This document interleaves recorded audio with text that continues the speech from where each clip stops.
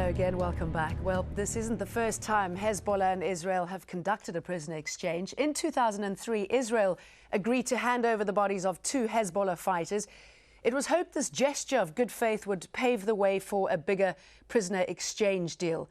The following January, Israel released 436 Arab prisoners, as well as the bodies of some 59 others. In return, Hezbollah released an Israeli businessman and the bodies of 3 Israeli soldiers. Then in July 2006, Hezbollah handed over the remains of 2 Israeli soldiers and 25 men affiliated with collaborating with the Israeli army in South Lebanon. Joining us again in Beirut, Riyad Dabuk and ALASTAIR CROOKE, and in Tel Aviv, Rami Igra.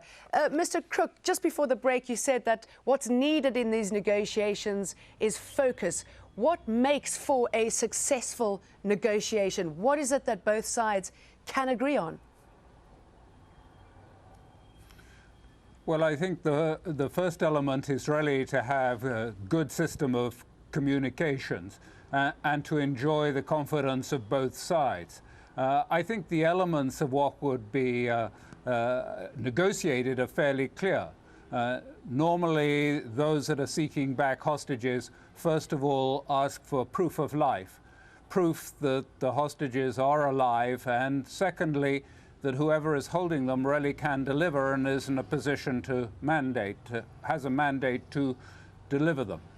And similarly, the hostage holders generally want from those who are demanding them back to know that they equally are in a position to negotiate and have something to offer. So I think that's really the preliminary steps that we've been going through.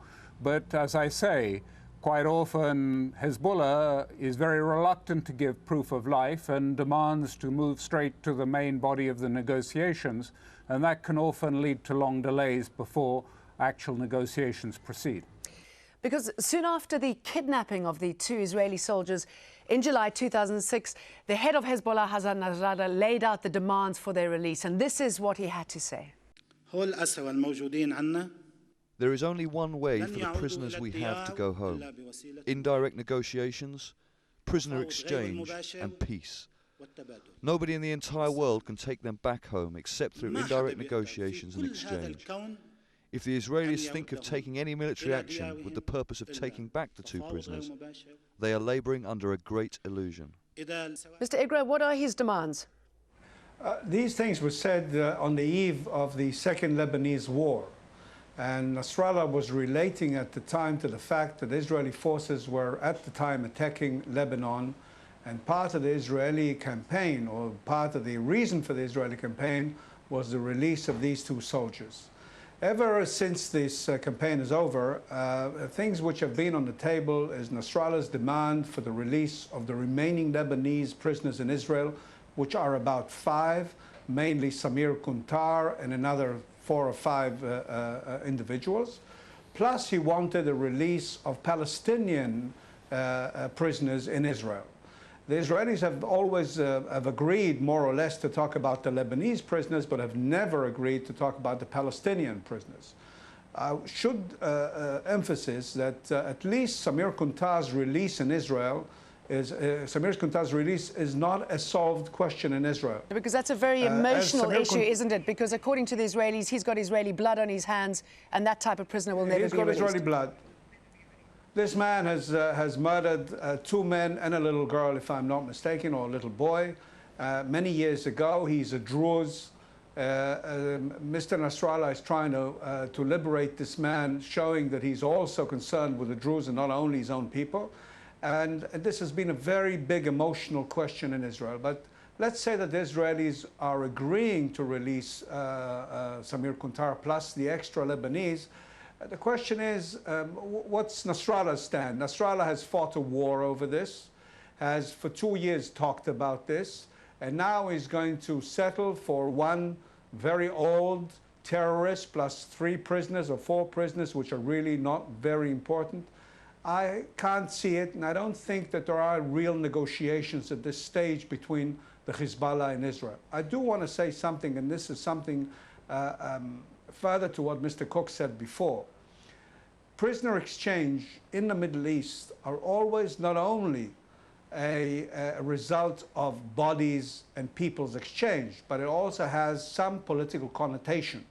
And the political connotation is always out of the scene. It's either Iranian connotation or other political connotation that is somehow connected to the result of the negotiations. If you look backward and look at all the deals that have been done in the last 10 or 15 years, they've always had some hidden reason, which is not the exchange of so many personas or so many bodies. The Iranians, for example, want to take the eyes of the West off their nuclear program. That's a reason for exchange, and so on and so forth.